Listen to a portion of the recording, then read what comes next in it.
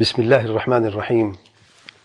الحمد لله رب العالمين، والصلاة والسلام على خاتم الأنبياء والمرسلين نبينا محمد وعلى آله وصحبه أجمعين. أما بعد، العقيدة الواسطية لشيخ الإسلام الإمام ابن تيمية رحمه الله، شرح فضيلة الشيخ العلامة محمد بن صالح بن عثيمین رحمہ اللہ. اور ہم پہنچے تھے دوسرے مقدمے کے تیسرے حصے پر، اور کوشش کرتے ہیں انشاءاللہ آخری حصہ مقدمے کا، اور اگلے درس سے انشاءاللہ اس کتاب کا باقاعدہ جو متن ہے اس کی شرح کا آغاز کریں گے. مقدمے کا تیسرا حصہ شیخ بن عثیمین رحمہ اللہ فرماتے ہیں: لكن الذي كثر فيه النزاع بين أهل القبلة هو القسم الثالث وهو توحيد الأسماء والصفات. پچھلے دروس میں گزر چکا ہے توحید ربوبیت توحید الوہیت کے تعلق سے، اور یہ بیان کیا تھا کہ توحید ربوبیت میں زیادہ نزاع نہیں ہوا لوگوں کا، کیونکہ ربوبیت انسان اپنی فطرت سے جانتا ہے، لیکن تکبر کی وجہ سے، عناد کی وجہ سے، ہر درمی کی وجہ سے، جیسے کہ فرعون نے کہا انا ربکم الاعلی، یہ ہوا ہے. لیکن خالق کے وجود کو، مالک کے وجود کو کافر بھی تسلیم کرتا ہے، مشرکین عرب بھی تسلیم کرتے ہیں. اور اصل جو دعوت تھی رسول علیہ الصلوۃ والسلام کی وہ تھی توحید الوہیت کی. اور ان دونوں میں، توحید ربوبیت الوہیت میں، اہل قبلہ کا نزاع زیادہ نہیں تھا. اہل قبلہ کا نزاع کس مسئلے میں ہوا؟ آج کے درس میں انشاءاللہ دیکھتے ہیں کہ توحید کی کون سے قسم میں جس میں اہل قبلہ کا زیادہ اختلاف اور زیادہ نزاع ہوا ہے، اور پھر بدعت کی تاریخ. آج کے درس میں ہم جانیں بدعت کی ابتدا کیسے ہوئی اور کیا تاریخ ہے اس کی، سب سے پہلے بدعت کون سی تھی اور کس طریقے سے بڑھتی گئی اور کس طریقے سے اللہ تعالیٰ کے اسماء و صفات تک جا پہنچی ہے. اور اگر آپ ویسے تاریخ دیکھنا چاہیں شرک اور بدعت کی تو پہلے بھی گزر چکا ہے. سورۃ نوح کی تفسیر میں، آیت نمبر 23 کی تفسیر میں، جس میں بتوں کے نام ہیں ود، سواع، یغوث، یعوق، نصر، یہ جیسے کہ بخاری کی روایت میں آئے ہیں، سید عبداللہ بن عباس رحمہ فرماتے ہیں کہ یہ جو نام ہے اللہ تعالیٰ کے نیک بزرگ اولیاء و صالحین کے نام تھے. حقیقت یہ بت نہیں تھے، یہ اولیاء و صالحین تھے. جب یہ لوگ مر گئے تو قبروں پر شیطان نے وسوسہ کیا کہ قبروں پر جا کے مجاوری کرو اور اللہ کو پکارو. پھر جب علم جاتا گیا پھر ان کو معبود بنایا گیا، پتھر تراشے گئے، پھر پتھر نصب کیے گئے، پھر پتھروں کو عبادت گاہوں میں لے جایا گیا. الغرض کہ بدعت القبور سے بات شروع ہوئی اور شرک اکبر پر جا کے انتہا ہوئی. اور سنن دارمی کی روایت پہ آپ جانتے ہیں عبداللہ بن مسعود کا قصہ، جب مسجد کوفہ میں داخل ہوئے اور لوگ گٹھلیوں میں جمع ہو کر اللہ کا ذکر کر رہے تھے، اجتماعی ذکر کر رہے تھے، وہ کو سختی سے وہاں سے نکال دیا. تو یہ ابتدا ہمیں ملتی ہے قرآن اور سنت کی روشنی میں. آج کے درس میں ہم دیکھتے ہیں کہ شیخ بن عثیمین رحمہ اللہ کس طریقے سے پیارے انداز میں اس کے بعد کیا ہوا. اب قصہ دیکھیں کیا ہوتا ہے. شیخ بن عثیمین رحمہ اللہ فرماتے ہیں تیسری قسم جو ہے جس میں زیادہ نزاع اہل قبلہ کا ہوا ہے وہ ہے توحید اسماء و صفات. اس میں سب سے زیادہ نزاع ہوا ہے، کثر فیہ الخوض، اور اس میں لوگوں کو تین قسمیں ہو گئے ہیں. اور یہ تین قسم ممثل ہے معطل اور معتدل. اور معطل جو ہے یا تو تکذیب کرنے والا ہے یا تحریف کرنے والا ہے. ممثل مثلیت بیان کرنے والا، یعنی خالق و مخلوق ایک جیسے ہیں اسماء و صفات کے اعتبار سے، اسے ممثل کہتے ہیں. معطل انکار کرنے والا، تعطیل کرنے والا، اللہ تعالیٰ کو اسماء و صفات سے مجرد کر کے الگ کرنے والا. اور تیسرا معتدل ہے، میان روی کا راستہ اختیار کرنے والا. اور جو معطل ہے یا تو وہ جھٹلانے والا ہے یا تحریف کرنا، اما مکذب و اما محرف، یا تکذیب ہے یا تحریف ہے. پھر شاہ صاحب فرماتے ہیں عثیمین رحمہ اللہ سب سے پہلی بدعت جو ہے جو امت میں وجود میں وہ ہے بدعت الخوارج. کیونکہ ان کو جو سردار ہے اس نے خروج کیا اللہ تعالیٰ کے پیار پیغمبر صلی اللہ علیہ وسلم پر اسے کہتے ہیں ذوالخویصرہ التمیمی، بنی تمیم میں سے. جب اللہ تعالیٰ کے پیار پیغمبر صلی اللہ علیہ وسلم کی خدمت میں ایک مال غنیمت پیش کیا گیا اور اللہ تعالیٰ کے پیار پیغمبر صلی اللہ علیہ وسلم نے اس مال غنیمت کو تقسیم کیا، تو اس شخص نے کہا یا محمد اعدل. دیکھیں یہ نہیں کہا یا رسول اللہ یا نبی اللہ صلی اللہ علیہ وسلم. جرأت دیکھیں. اور کتنی سنگ دل لوگ ہوتے ہیں، پتھر دل لوگ جن کو کوئی ادب اخلاق کا نام و نشان بھی نہیں ہوتا. یا محمد اعدل، انصاف کرو. آپ نے انصاف کیا ہی نہیں ہے. ویسے ہی بخاری کی متفق علیہ حدیث ہے. یہ شیخ صاحب فرماتے ہیں، قصہ معروف ہے، مختصر شیخ صاحب بیان کر رہے ہیں. یہ سب سے پہلا خروج تھا امت اسلامیہ میں، سب سے پہلا خروج تھا. پھر فطرت بڑھتی گئی سیدنا عثمان کی خلافت کے آخری حصے میں، اور جو فتنہ سیدنا علی اور سیدنا معاویہ رضی اللہ عنہ کو بیچ میں ہوا تھا اس میں بڑھتی گئی.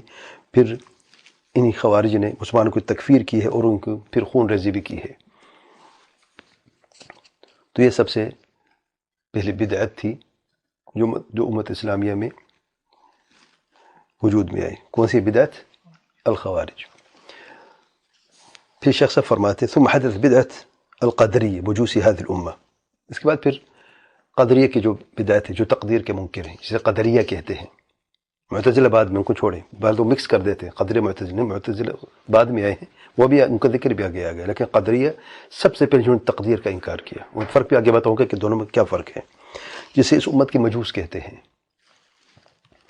جو لوگ یہ کہتے ہیں، شیخ بہنی رحمہ اللہ فرماتے ہیں کہ اللہ سبحانہ وتعالی نے لوگوں کی تقدیر نہیں بنائی ہے، اور اللہ تعالیٰ کی مشیت کے ماتحت بھی نہیں ہے، اور اللہ تعالیٰ کی مخلوق بھی نہیں ہے.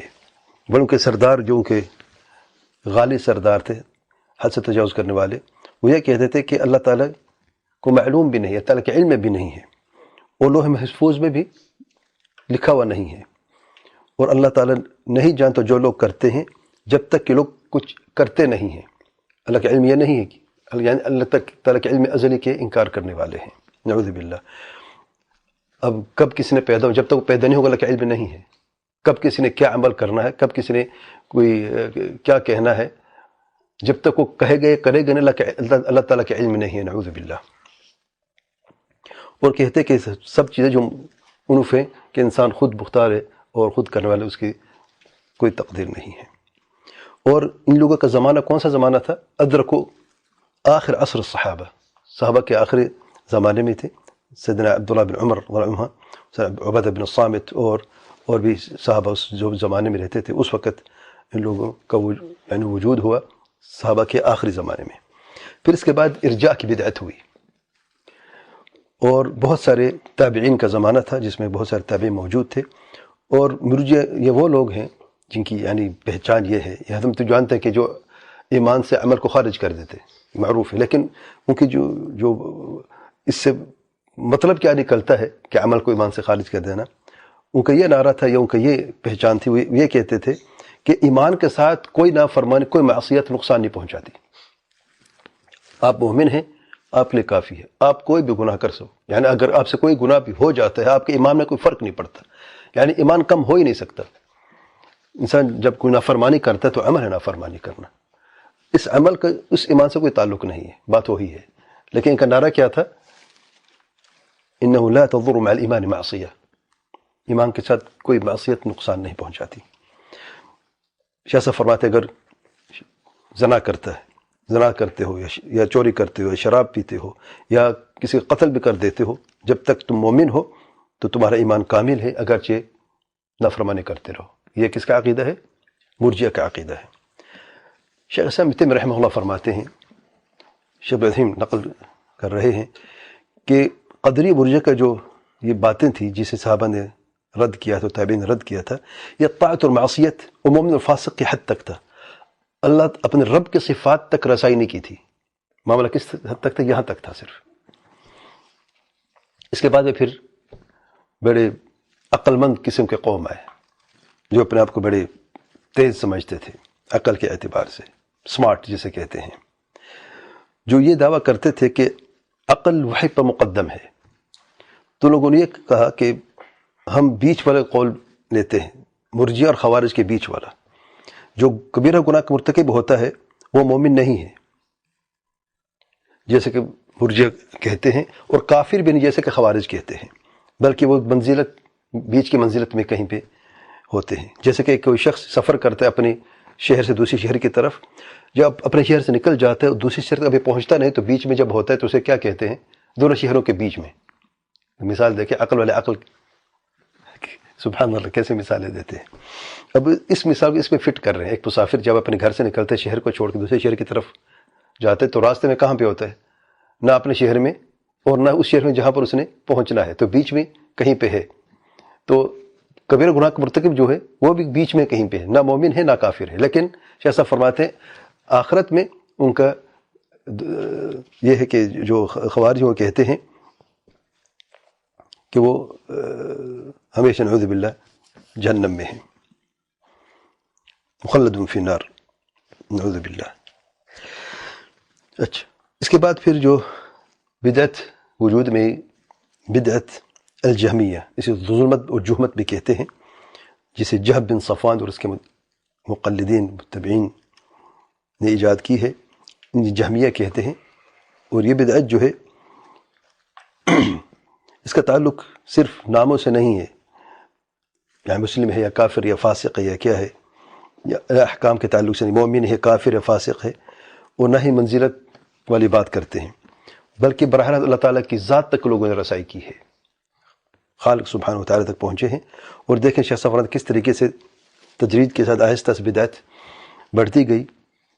شروع میں بدعت کہاں پر تھی اور آہستہ آہستہ کس طریقے سے اپنے خالق تک لوگوں نے رسائی کرتے ہوئے اس بدعت کو بڑھاتے ہوئے رب تک پہنچا دیا، نعوذ باللہ، اور خالق کو مخلوق کی منزلت میں پہنچا دیا. اور پھر جیسے وہ کہتے ہیں اللہ تعالیٰ کے لیے، وہ ثابت کرتے کہتے کہ یہ اللہ تعالیٰ کے لیے جائز ہے یا ناجائز ہے، یا ثابت ہے یا ثابت نہیں ہے. اور اس طرح جو عقل اللہ تعالیٰ کے لیے صفت مانتا ہے اسے لیں گے، جو نہیں مانتا وہ نہیں لیں گے. اس طریقے سے بدعت بڑھتی گئی ہے، کیونکہ عقل نہیں مانتی کہ اللہ تعالیٰ کی کوئی صفت ہو، عقل نہیں مانتے اللہ تعالیٰ کو کوئی نام، سے مشابہت لازم آتی ہے، جہمیہ جو سوچتے تھے. تو اس لیے بدعت جہمیہ کی اور معتزلہ کی وجود میں آئی. اللہ تعالیٰ کے اسماء و صفات کے تعلق سے پھر لوگوں کو مختلف قسمیں وجود میں آئی. اب اللہ تعالیٰ کے اسماء و صفات کے تعلق سے دیکھیں لوگوں کی کتنے قسمیں ہیں. شیخ ابن عثیمین رحمہ اللہ فرماتے ہیں پہلے قسم ان لوگوں نے کہا کہ ایک ہرگز جائز نہیں ہے کہ ہم اللہ تعالیٰ کو وجود یا عدم کے ساتھ وصف کریں، نہ موجود ہے نہ معدوم ہے. کیونکہ اگر وجود سے وصف کرتے ہیں کہ اللہ تعالیٰ موجود ہے تو موجودات کے ساتھ مشابہت ہوتی ہے، اور اگر عدم سے وصف کرتے ہیں تو پھر معدومات جو غیر موجود ہیں ان سے مشابہت ہوتی ہے. تو ہمارے اوپر واجب یہ ہے، وہ کہتے ہیں کہ نفی الوجود والعدم عنہ، دونوں کو نفی کریں، وجود کی نفی بھی کرنی ہے اور عدم کی نفی بھی کرنی ہے. اور جس طرف ہو گئے ہیں شیخ ابن عثیمین رحمہ اللہ فرماتے ہیں یہ خالق کو تشبیہ دینی ہے ممتنعات مستحیلات سے، یعنی وہ تشبیہ سے بھاگے ہیں کہ موجود نہیں، کیونکہ موجودات موجود ہیں، مشابہت ہوتی ہے، معدوم کو معدومات بھی مشابہت ہوتی ہے معدومات سے. تو نہ یہ ہے نہ وہ ہے، دونوں کی نفی ہے، سبحان اللہ. اچھا، جس تشبیہ سے بھاگے ہیں، اب یہ تشبیہ ممتنعات سے نہیں ہے کیا؟ اب مستحیل ممتنعات پہ تو ہے نا، سبحان اللہ. کیونکہ تقابل عدم الوجود تقابل نقیضین ہے، یہ قاعدہ ہے، یہ بھی عقلی قاعدہ ہے، یعنی عقلی قاعدے سے بھی مار کھا گئے. عقل کو مقدم کرتے کرتے عقل و منطق کے قاعدے پر اگر اپنی بات کو توڑیں تب بھی ان لوگوں کی بات غلط ہے.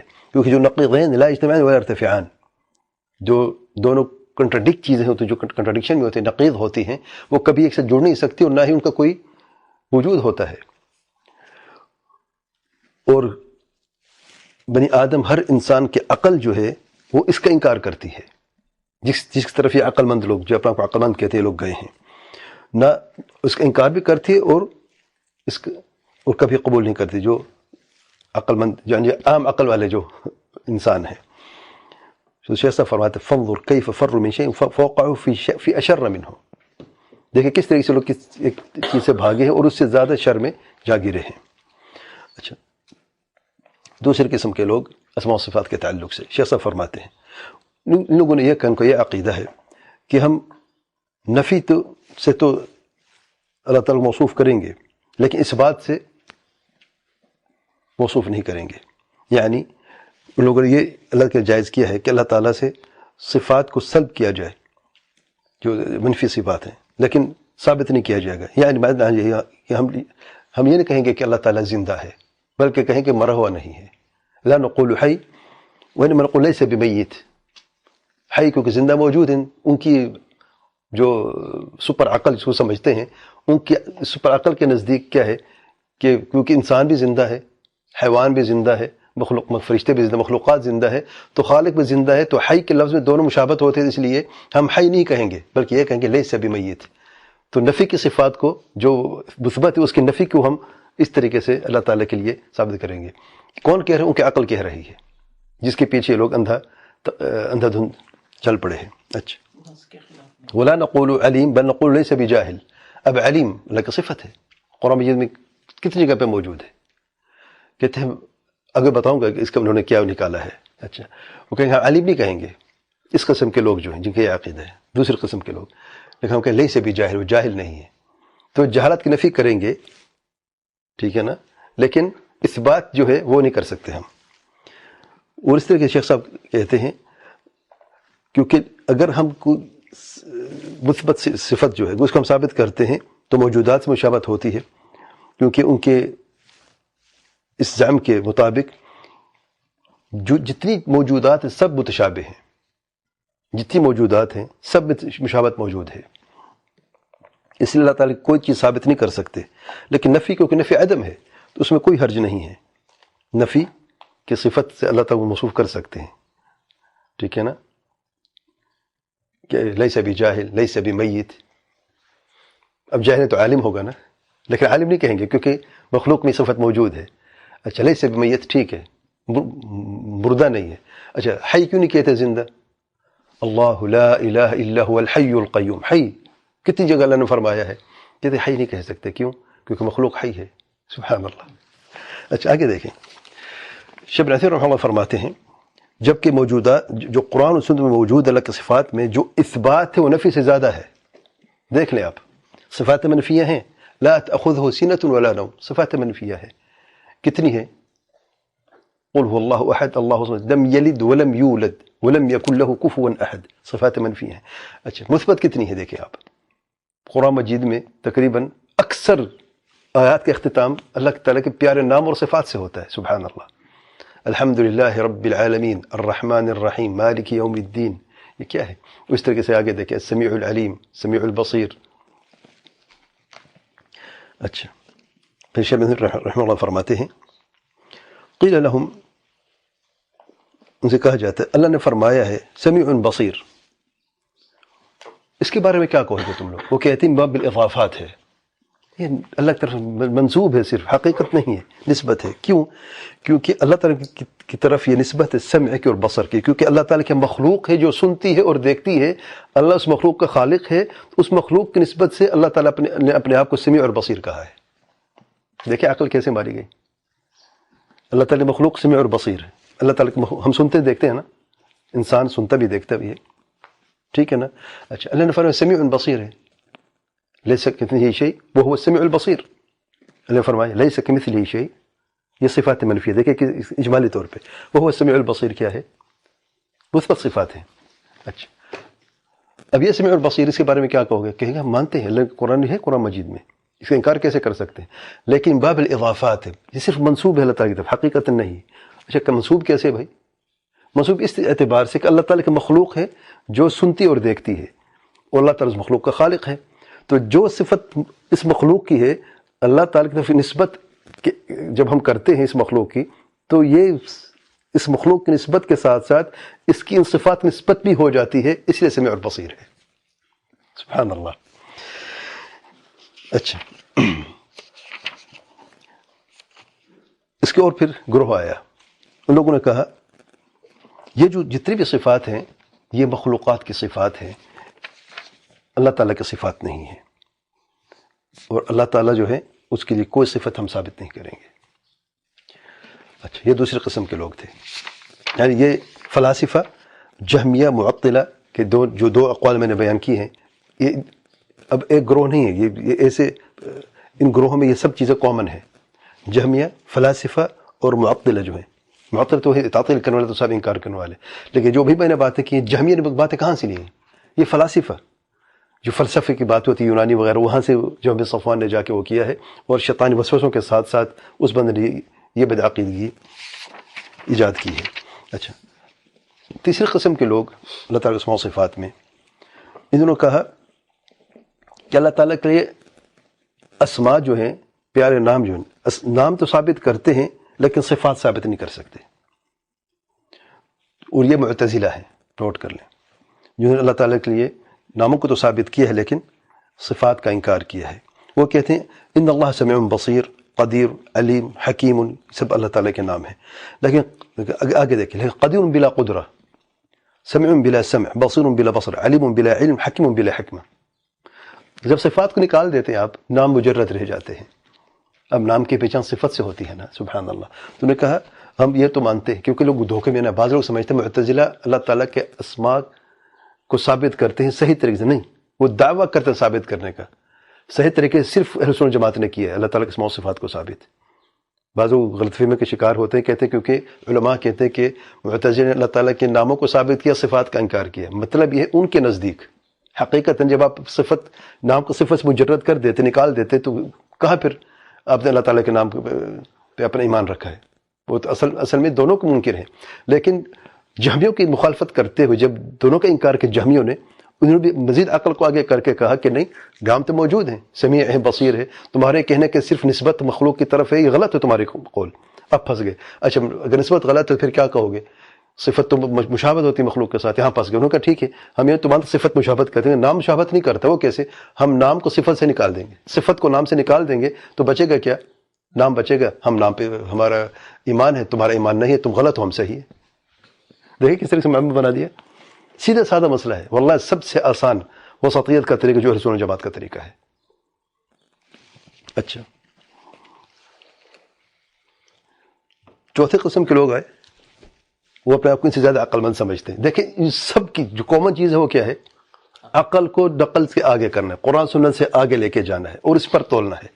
اچھا، چوتھے قسم کے لوگ ہیں، شیخ عثیمین رحمہ اللہ فرماتے ہیں، انہوں نے کہا دیکھیں ہم اللہ تعالیٰ کے نام تو ثابت کرتے حقیقتاً، اور بعض صفات کو ہم ثابت کرتے سب کو جس کی عقل صحیح طریقے سے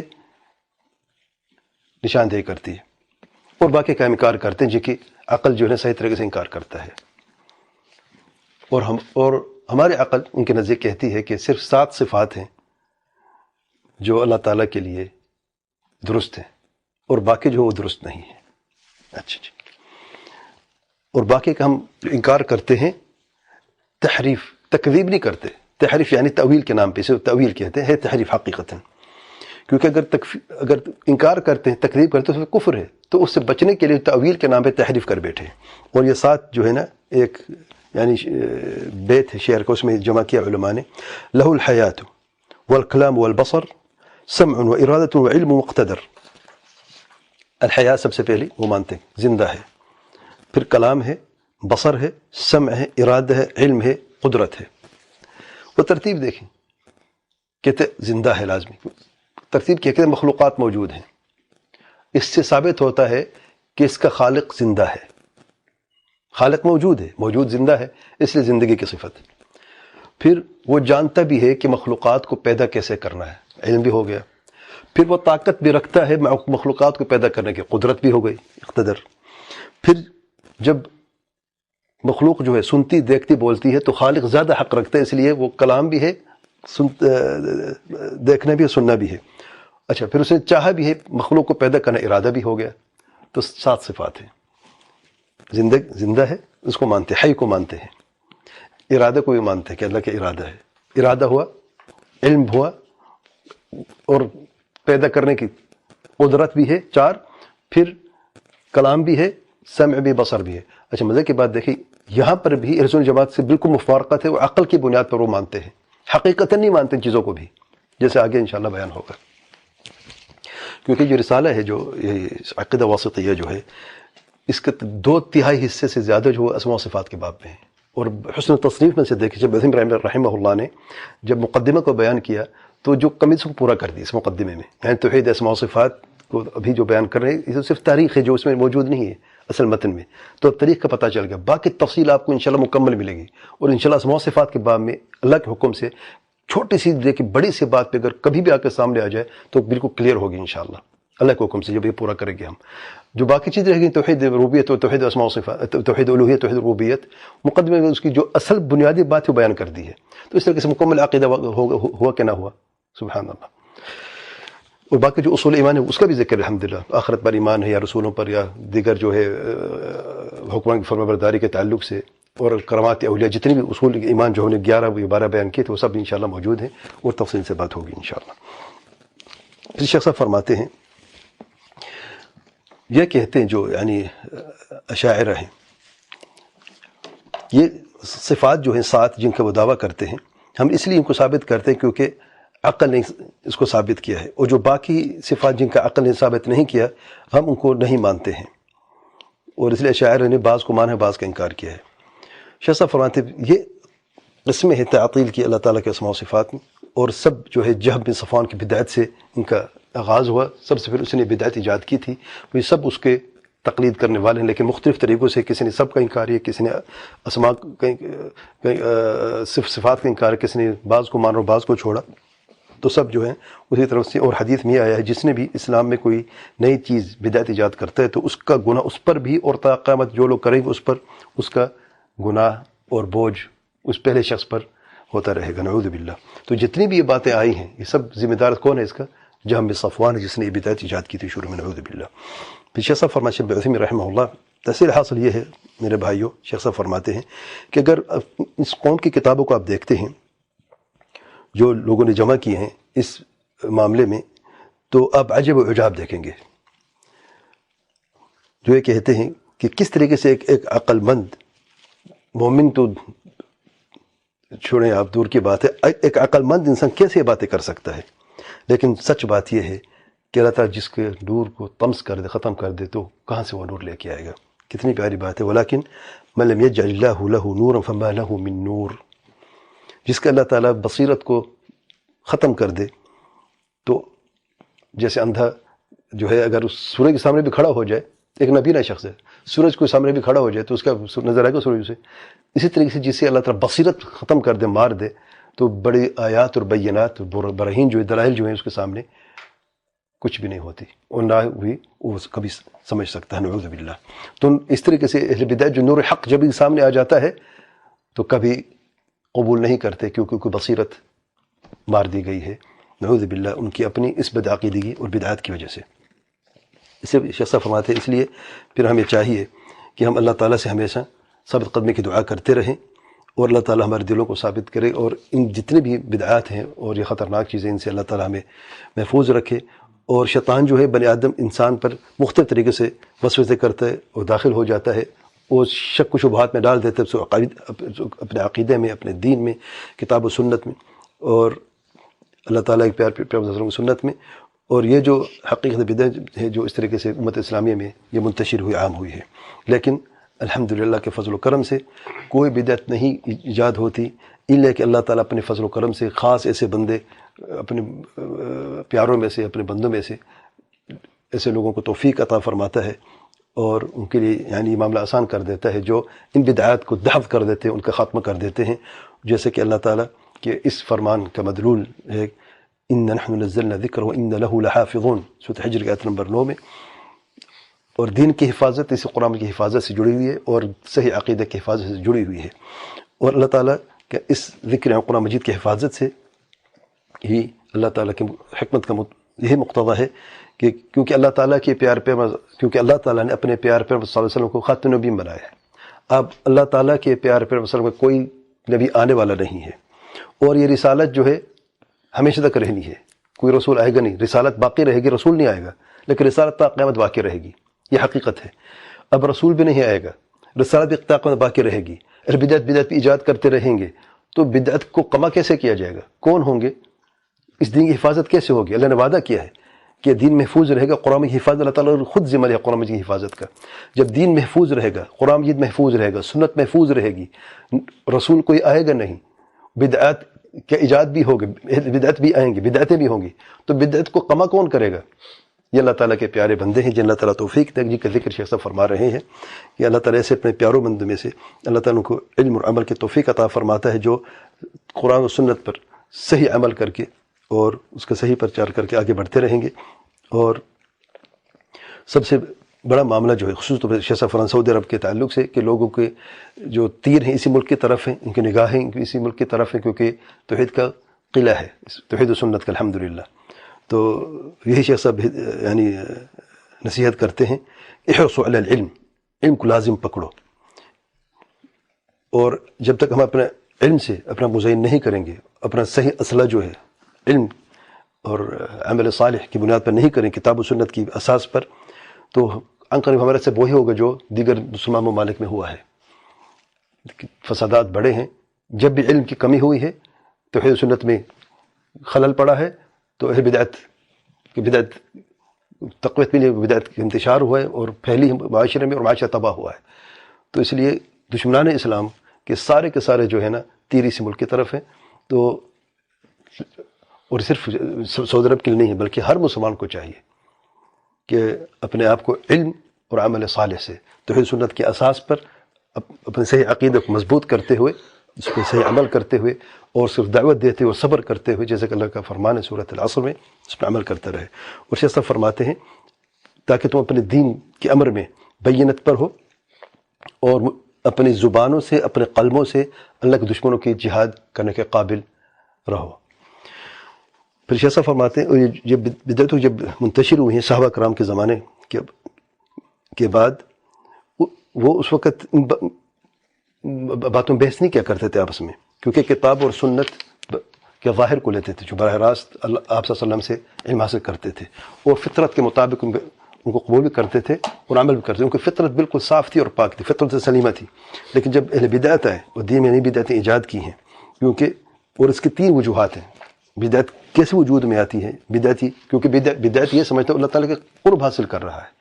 تو 3 وجوہات، بڑی وجوہات بدعت کی وجود کی نوٹ کر لیں۔ سب سے پہلے اما لقلت علمہم، یا تو کم علمی کی وجہ سے، علم کم ہے، انہوں نے سمجھا کہ ان کی جہالت جو ہے وہ ہے علم ہے، اس پہ عمل کر بیٹھے، قلت علم۔ دوسری اول قصور فہمہم، علم تو ہے لیکن فہم میں قصور ہے، خلل ہے، صحیح سمجھ نہیں سکے، سمجھ میں قصور اور خلل ہے۔ تیسرا اول سوء قصد بدنیتی، نعوذ باللہ۔ اور جب تینوں مل جائیں تو پھر تباہی ہے، واللہ جب تینوں کسی شخص میں یا کسی گروہ میں مل جائیں تو واللہ تباہی ہے۔ قلت علم ہو اور قصور فہم ہو اور پھر اس کے ساتھ بدنیتی بھی ہو، نعوذ باللہ، سوء قصد ہو، تو پھر فساد برپا ہو جائے، نعوذ باللہ۔ تو اس سے ایسا فرماتے اس طریقے سے انہوں نے پوری دنیا میں فساد برپا کیا ہے ان بدعات سے جو وہ لوگ ایجاد کر کے آئے ہیں۔ لیکن اللہ تعالیٰ کی حکمت سے، جیسے ہم پہلے کہہ چکے ہیں، شیخ صاحب فرماتے ہیں، شیخ ابن عثیمین رحمہ اللہ، اپنے حکمت سے، اپنے حمد اللہ تعالیٰ اپنی منت سے اور فضل و کرم سے کوئی بدعت نہیں نکلتی، لیکن اللہ تعالیٰ کے ایسے بندے ہیں جنہوں اللہ تعالیٰ توفیق عطا فرماتا ہے، اس بدعت کا خاتمہ کرتا ہے۔ اور ان کی جملے میں سے جن کو اللہ تعالیٰ نے توفیق دے اور بدعت کو قمع کرتے آئے ہیں، خاتمہ کرتے آئے ہیں، شیخ ابن تیمیہ رحمہ اللہ ہیں۔ میں اللہ تعالیٰ سے دعا کرتا ہوں کہ اللہ تعالیٰ ہمیں ان کے ساتھ جنت النعیم میں ہم سب کو جمع فرمائے۔ شیخ صاحب فرماتے یہ جو شخص ہے ابن تیمیہ رحمہ اللہ کے تعلق سے اللہ تعالیٰ نے اپنے فضل و کرم سے ان سے بہت نفع پہنچا امت کو۔ اور یہ عقیدہ جو ہم پڑھنے جا رہے ہیں، عقیدہ واسطیہ کی تصنیف کی ہے، جیسے پہلے بیان کر چکے، شیخ صاحب فرماتے ہیں کہ ایک واسط کے شہر میں رہنے والا جو قاضی ہے، اس نے گزارش کی تھی اور یہ شکایت بھی کی تھی کہ ان کے جو لوگ ہیں اس معاشرے میں بہت سارے بدعات ایجاد کر چکے ہیں، تو ان بدعات کے خاتمے کے لیے آپ ہمیں نصیحت کیجیے اور ایک جو صحیح عقیدہ ہے وہ بیان کیجیے۔ اور شیخ ابن تیمیہ رحمہ اللہ نے ایک مجلس میں، کہا جاتا ہے کہ عصر کے بعد کہ ایک مجلس میں پورا عقیدہ لکھ دیا، اور انشاءاللہ اگلے درس سے متن شروع کریں گے اور جو مقدمہ شیخ ابن تیمیہ رحمہ اللہ بیان کیے ہیں وہیں سے درس کا آغاز کریں گے۔ واللہ اعلم، سبحانک اللہم وبحمدک، اشہد ان لا الہ الا انت، استغفرک واتوب الیک۔